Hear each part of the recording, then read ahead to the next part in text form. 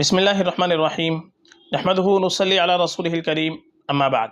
محترم ناظرین کرام، ایک صاحب حاشر ان کا سوال ہے: السلام علیکم مفتی صاحب، کئی بار کمنٹس کیے ہیں، آپ کا رپلے کا منتظر ہوں، پلیز رسلان دران کے معنی بتا دیجئے۔ وعلیکم السلام ورحمۃ اللہ وبرکاتہ۔ دیکھیے، جو نام آپ نے پوچھا ہے پہلا، رسلان یا رسلان، یہ اس کا صحیح تلفظ ہے رسلان۔ ترکی زبان کے اندر یہ لفظ دو طرح سے آتا ہے، ایک تو ارسلان اور اسی کا مخفف ایک آتا ہے رسلان۔ رسلان اور ارسلان دونوں کے معنی ترکی زبان کے اندر شیر کے دے رکھے ہیں، اور جب کسی لفظ کے معنی شیر کے آتے ہیں تو اس سے جو کنایہ ہوتا ہے وہ بہادری سے ہوتا ہے۔ تو شیر کے معنی اگر کسی نام کے ہو تو وہ بہادری کے معنی کنایتاً استعمال ہوتے ہیں۔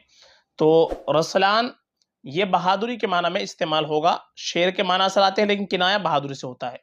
تو رسلان نام تو صحیح ہے جو آپ نے پوچھا ہے، یہ آپ نے یو کے ساتھ لکھا ہے رسلان، اس کو رسلان بھی پڑھ سکتے ہیں رسلان بھی، لیکن صحیح تلفظ جو ترکی زبان کے اعتبار سے ہے وہ رسلان ہے، تو ہم آر کے بعد اے لگائیں گے، رسلان۔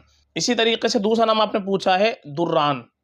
دران جو لفظ ہے یہ تو ہمیں کہیں تک نہیں مل پایا ہے، یہ تو مناسب نہیں ہے، مہمل نام ہے، بے معنی نام ہے۔ اس کا ایک لفظ آتا ہے دراں، نون گنہ کے ساتھ میں، دراں۔ یہ فارسی زبان کا لفظ ہے، اس کے معنی آتا ہے پھاڑنے والا، چیرنے والا، دراں۔ تو دراں لفظ ہوتا ہے، درہ کوئی لفظ نہیں ہوتا ہے۔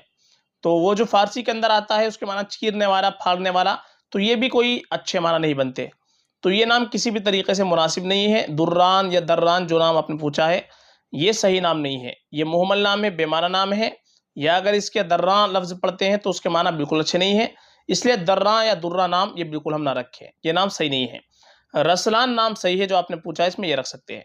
بہتر ہمارے لیے ہے کہ ہم اپنے بچوں کا نام رکھیں تو انبیاء کرام علیہ الصلوۃ والسلام کے ناموں پر رکھیں، صحابہ رضی اللہ عنہم اجمعین کے ناموں پر نام رکھیں، جو نیک لوگ گزرے ہیں ان کے ناموں پر نام رکھیں۔ اگر ہم نیک لوگوں کے ناموں پر نام رکھیں گے، ان کی نسبت سے نام رکھیں گے تو انشاءاللہ ان کی نیک صفات بھی ہمارے بچوں میں پیدا ہوگی۔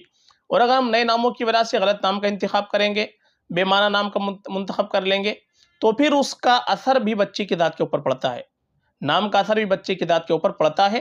اس لیے غلط نام کا انتخاب نہیں کرنا چاہیے، بے معنی نام نہیں رکھنے چاہیے، نئے ناموں کی وجہ سے غیر اسلامی نام نہیں رکھنے چاہیے، ہمیشہ نام ہم کو اچھا رکھنا چاہیے، نیک لوگوں کے ناموں پر ہم کو نام رکھنے چاہیے۔ فقط واللہ عالم۔